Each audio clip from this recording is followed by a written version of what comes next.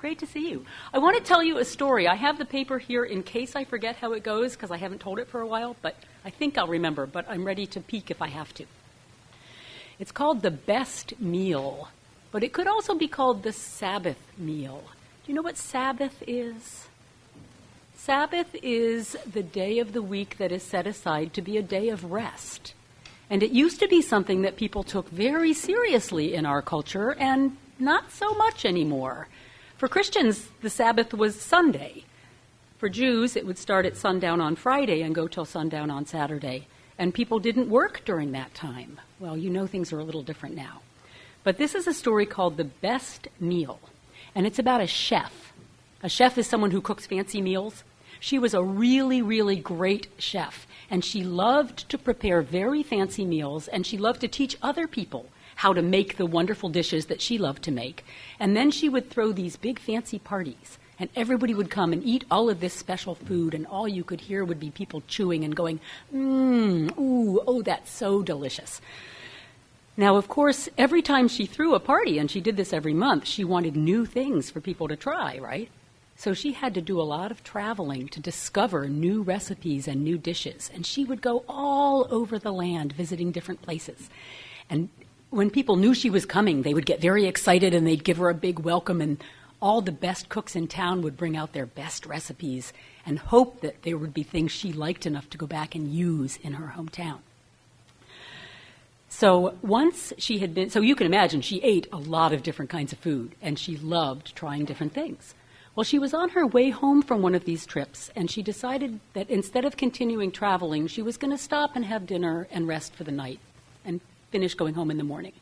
So she stopped at a little farmhouse in the country to ask directions to the nearest hotel. But the woman who lived there immediately said, no, you can stay with us. And she invited the chef to come in, and they were just about to have dinner. So the chef got to eat with the family.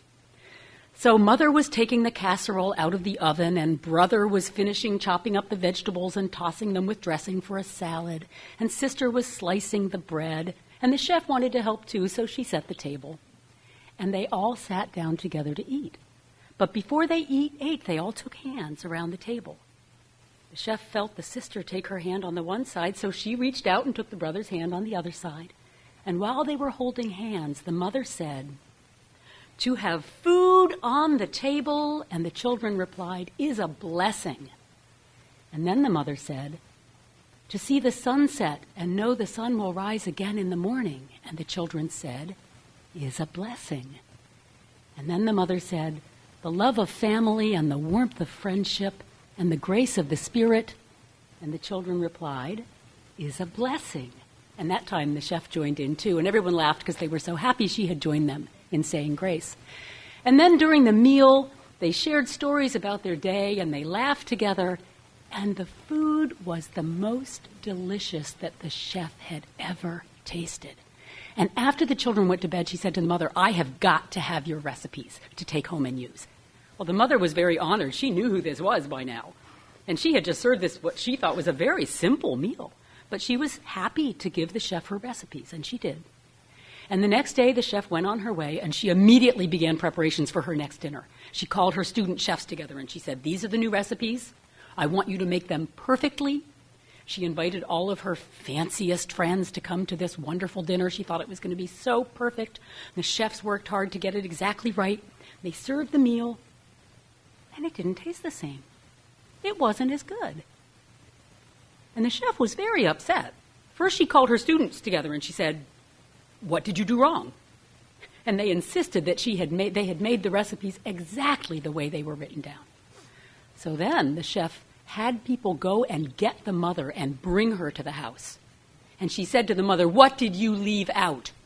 What did you leave out of these recipes? Because something's missing. It didn't taste the same." The mother looked puzzled at first, and then she started to laugh. She said, "Oh, I know what the problem is. But what's missing isn't something you can put in a recipe." She looked at the chef and said, "Did you all work together to make the meal? Did you hold hands around the table and give thanks together before you ate it? And while you ate it, did you tell stories about your day and share your lives with each other?" "Well, no," said the chef, "none of those things happened." And then she began to understand that sharing a meal together, breaking bread together, isn't special because you have the best food or the fanciest food. It's special because you do it together and you do it with love. And so after that, she started throwing a very different kind of dinner party. She had smaller parties. They were much less formal. And everyone came early and worked together with her and the chefs to make the meals together. And then they would hold hands around the table and give thanks and share stories while they ate. And after that, every meal was the best meal. So thank you all for listening. I'd tell you what the point is, but I think you got it already. And I think we sing to you as you go off for classes, right? Bill and I just had a little altercation about whose turn it was.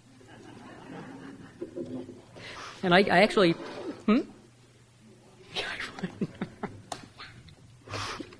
Actually, I had a moment sitting there of thinking I had neglected to print the page that had the readings, and I was going to have to pull out my phone and find the Google Doc. But this will not be necessary. I have two readings I'd like to share this morning. One comes from Wayne Muller's little book, Sabbath, Finding Rest, Renewal, and Delight in Our Busy Lives. He writes, "In Sabbath time, we remember to celebrate what is beautiful and sacred. We light candles, sing songs, tell stories, eat, nap, make love. It is a time to let our work, our lands, our animals lie fallow, to be nourished and refreshed. Within this sanctuary, we become available to the insights and blessings of deep mindfulness that only arise in stillness and time. When we act from a place of deep rest, we are more capable of cultivating what the Buddhists would call right understanding, right action, and right effort. In a complex world and unstable world, if we do not rest, if we do not surrender into some kind of Sabbath, how can we find our way? How will we hear the voices that tell us the right thing to do? The second reading comes from Barbara Brown Taylor, and I had it written on an index card, and then when I went to try to figure out where it had come from originally, I couldn't pin down the source. But she's an Episcopal priest who has written widely on religious questions, and I love her because the tagline on her website is, "I say things I'm not supposed to." So I recommend her highly. She writes, "At least one day in every 7, pull off the road and park the car in the garage. Close the door to the tool shed. Turn off the computer. Stay home, not because you are sick, but because you are well. Talk someone you love into being well with you. Take a nap, a walk, an hour for lunch. Test the premise that you are worth more than you can produce. That even if you spent one whole day of being good for nothing, you would still be precious in God's sight. And when you get anxious because you are convinced that this is not so, remember that your own conviction is not required. This is a commandment. Your worth has already been established, even when you are not working. The purpose of the commandment is to woo you to the same truth." As you probably know from the movie, if not from your own religious upbringing, there are these 10 teachings in the book of Exodus that have come to be known as the 10 Commandments. They are, without doubt, among the most universally accepted codes of behavior in our culture. And most people, even if they don't succeed perfectly in following them, think that for the most part they make sense. They make sense because they are designed to strengthen the fabric of a community, to protect relationships, and to allow people to live well together. Now, most of them, of course, are about all of the things that we must not do. The shalt nots. And 3 of those are specifically about our attitude toward God. We're forbidden to have any God other than God. a rejection of all the different tribal gods of the time. We're forbidden to make idols, to worship anything that isn't God. And we're forbidden to make wrongful use of the name of God. In other words, God is serious business. Now, many of us don't even believe in God anymore, or at least not in God in the way that God was understood in the Hebrew Scriptures. But in that time and culture, their relatively new way of understanding this monotheistic idea of God was the glue that held them together as a people. It was of utmost importance to the cohesion of their community. And so these commandments were very important. And with a certain amount of humanistic translation, they still make sense. Don't assign primary importance to things that aren't of primary importance. Be careful what you worship, whether it's God or love or money or power. It matters what we put first. Moving on, then, we come to the rest of the shout-nots. And like I said, they basically just make sense. If I murder somebody or commit adultery or lie or steal, all of these things destroy trust within my community. They damage me, and they damage the community within which I live. Even that one about not coveting, that's the hardest one for me. I admit it. I always want what somebody else has. But even that one makes sense, because if we are constantly wanting what someone else has, it corrodes our relationship with that person, and it keeps us perpetually dissatisfied with our own life. So all of these restrictions on behavior are not arbitrary. They're for our own benefit, that we might live well, not just as individuals, but specifically that we might live well together in a healthy community. But along with all these shout-nots come two things that we are expressly commanded to do. We are supposed to honor our parents, and we are supposed to remember the Sabbath and keep it holy. Now, I'm not entirely sure why the one about honoring our parents made it into the top 10, although it certainly relates to that idea of community cohesion and sustainability. It can be a very troubling commandment when it's used to justify abusive relationships between parents and children. And it would certainly be worthy of a sermon of its own. But that's not this morning. This morning I want to stay with that other positive commandment about remembering the Sabbath and keeping it holy. With only 10 things considered important enough to make it into the Decalogue, I find it astonishing that one of them is about resting. And it's the only one that no one seems to take seriously. We live in a culture that gives a lot of lip service to the 10 Commandments. And most people I know, even if they are not Jewish or Christian in their background, think that they at least ought to obey 9 out of the 10, even if they don't do it perfectly. And they feel a certain sense of guilt if they break one of those 9 commandments. But I don't know anybody who really believes that it's equally important to remember the Sabbath and keep it holy. Now, we Unitarian Universalists place a very high value on freedom. We want to make our own choices, thank you very much. We've rejected a lot of theology over the years, and we've also rejected a lot of the structure and formation of traditional religion. We've let go of many religious ideas either because we found them unbelievable or because we found them inconvenient. Now, I celebrate this freedom. I was raised in it. I'm grateful for a faith that allows me to follow my heart and my conscience, to make my own decisions. And I also believe that some of the forms and concepts and even restrictions of our religious past could be useful to us, and that it might be time to consider reclaiming them.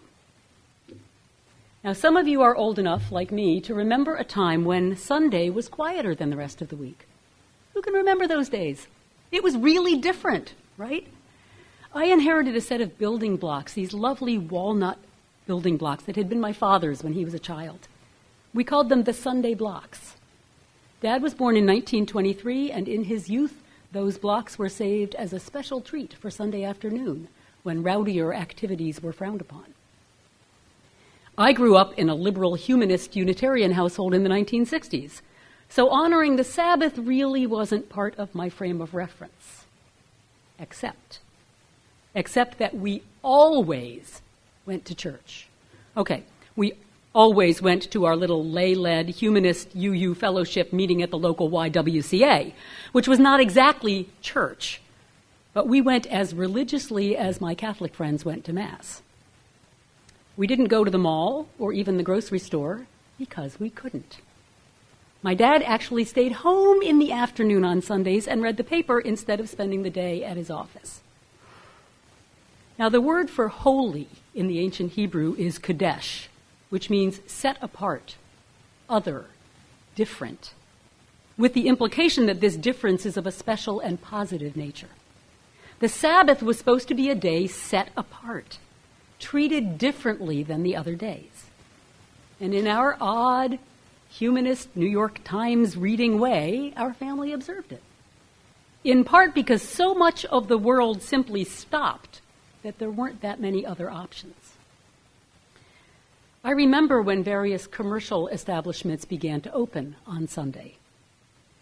The supermarket, the mall. I thought it was great. My mother didn't. And I was surprised because she was a, good liberal. She should believe in greater choice, greater opportunity for everybody, right? But her point was that the people who worked in those businesses often didn't get a choice. And if stores were open on Sunday, then somebody had to be working. And that meant that a whole group of people automatically lost the guaranteed opportunity for a day of rest. For us, we could choose whether to go to the store or not. For them, it was not a choice. And in its original context, this commandment to remember the Sabbath was definitely, at least partly, a matter of justice. If you read the full text, it says that everyone in the household shall rest on the Sabbath, including servants and slaves and even livestock. Everyone got a day of rest, including and maybe especially the people who needed it the most. Now, of course, in a culture that allows for religious freedom, a state-mandated Sabbath is inappropriate, if only because different faiths keep their Sabbath at different times. But still, we lost something with the loss of the blue laws. We lost an enforced day of rest that was available to almost everyone. Keeping the Sabbath is about resting from our labors, but it's really about more than that. Now, we know that our bodies need a rhythm of rest and activity in order to be healthy. We even know there have been plenty of studies that show that productivity goes up when people take time for rest and refreshment. Studies that show that businesses who give their workers a 2-hour lunch break and encourage them to nap during one of them show dramatically higher productivity in the afternoon than companies who don't. So we could argue that building Sabbath time into our lives actually makes us more productive. It's almost certainly true, and if that helps you justify taking a little Sabbath time in this culture that makes it so hard to stop producing, then use that argument by all means. But resting in order to produce productivity is not the point of Sabbath. In his book, The Sabbath, from 1951, Abraham Joshua Heschel reminds us, the Sabbath as a day of rest is not for the purpose of recovering one's lost strength and becoming fit for the forthcoming labor. The Sabbath is a day for the sake of life. In the book that I quoted for one of our readings this morning, Wayne Muller reminds us, Sabbath is more than the absence of work. It is the presence of something that arises when we consecrate a period of time to listen to what is most deeply beautiful, nourishing, or true. It is a time consecrated with our attention, our mindfulness, honoring those quiet forces of grace or spirit that sustain and heal us. And he argues that the reason we are commanded to remember the Sabbath is that it's so easy to forget that this is important. We don't need to be told to remember the other commandments. We're not likely, whether we follow them or not, we're not likely to forget that it is destructive to murder and to lie and to steal and to covet. But we may forget that it's equally destructive to be so immersed in the call to work and be productive that we fail to honor what Muller calls those quiet forces of grace or spirit that sustain and heal us. We may all understand those forces differently. We may not all talk about them in religious language, but I think most of us have an intuitive understanding of what they are for us, what it is that sustains and heals us and allows us to live fuller lives. Now, we don't like commandments. We joke in our denomination about the 10 suggestions. But one important role of religion is to provide structures that help us do what we know is good for us, but that is hard for us to do on our own. If we reject the structures, then sometimes we also lose the support for doing something that we really need. When we're surrounded by the possibility for stimulation all the time, and we are, I heard a cell phone go off earlier. I have preached watching people post what I'm saying to Facebook. Some of my colleagues encourage that. I'd rather you listen first and type later, but, do what you need to do. But my point is that 24/7, we have the opportunity to be connected. Most of us carry the entire world in our pocket or purse all the time. And when we're surrounded by that possibility all the time, it's really hard not to keep buying into it. We argue for the advantage of having more choices, but then we don't always choose what's going to be good for us. One of my most vivid experiences of Sabbath time came during my final spring when I was here with you all at UUFLB. I was working half-time as your minister, and I was also, just for a sense of balance in my life and to help me keep my boundaries, I was working half-time at a warehouse, packing garden supplies to be shipped to retail customers. I actually really enjoyed it. I worked there 2 or 3 days a week from 7 to 3. And from noon to 12:30 every day, everything stopped for lunch break. And for that half hour, there was nothing else in the world I was supposed to be doing but sitting on the grass eating my peanut butter sandwich. I would watch the clouds, listen to the birds, and let my mind wander. And those were some of the happiest moments of that entire year. The saving grace in a time that was filled with anxiety and stress in both my family and my ministry.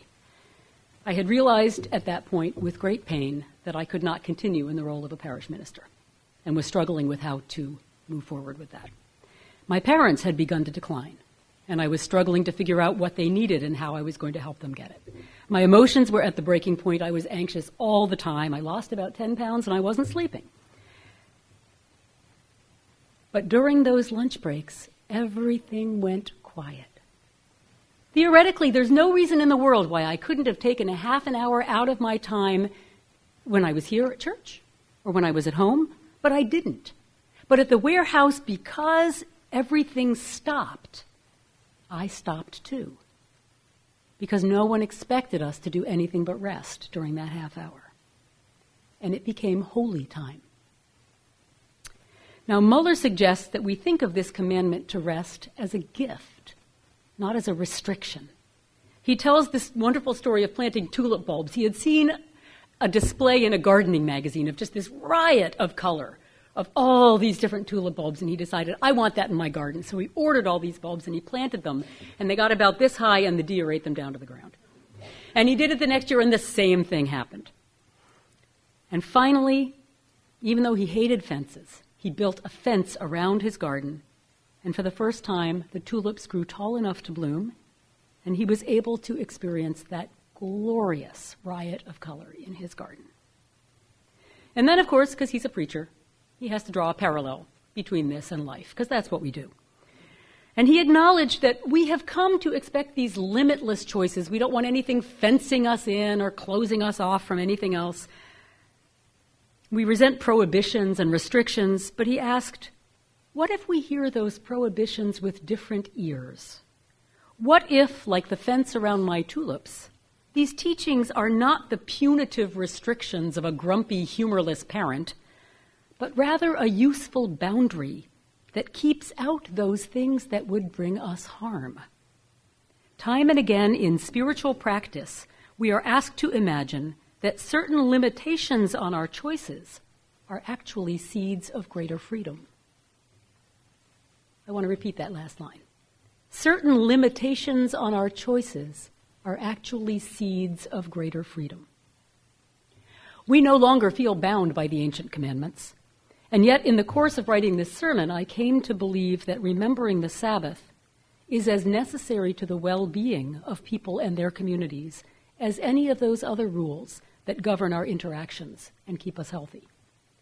Our culture no longer imposes these restrictions on us, so we have to choose from among our limitless choices to restrict ourselves, to restrict our choices. Now, we're so aware of how much work needs to be done in this world of ours that it may feel self-indulgent to take quiet time when we could be reading or protesting or marching or writing letters. And that's precisely why we need to hear the commandment to remember the Sabbath as a commandment and not just a suggestion. Because like the other commandments, it is necessary for the healthy survival of a community. I remind you of Wayne Muller's words. When we act from a place of deep rest, we are more capable of cultivating what the Buddhists would call right understanding, right action, and right effort. In a complex and unstable world, I think ours qualifies. If we do not rest, if we do not surrender into some kind of Sabbath, how can we find our way? How can we hear the voices that tell us the right thing to do? Our world needs now more than ever that we listen for those voices, that we discern carefully and mindfully. So I invite you to accept a Sabbath challenge. Find a small way to build into your life a little time, as Muller puts it, that is consecrated with your attention, your mindfulness, honoring those quiet forces of grace or spirit that heal and sustain you. Listen for those voices that tell us the right thing to do. Now, he suggests all kinds of little exercises you could use for the cultivation of some Sabbath mental space that can be done even in little bits and pieces, like my little half-hour lunch break. You could choose one cue that you encounter regularly throughout the day. It could be every time you approach a traffic light, every time the phone rings, every time you reach for a doorknob. Doesn't matter what, as long as it's something that will happen more than once. And use that as a Sabbath pause. Each time you encounter it, just stop and take 3 mindful breaths before you go on. Or set aside one meal each week that you prepare the way our chef learned to prepare in the story this morning. Paying careful attention to the ingredients, preparing with a sense of gratitude. Turn your phone off as you prepare it. Set the table nicely, add a vase of flowers. You can do it alone or you can share the time with someone you love.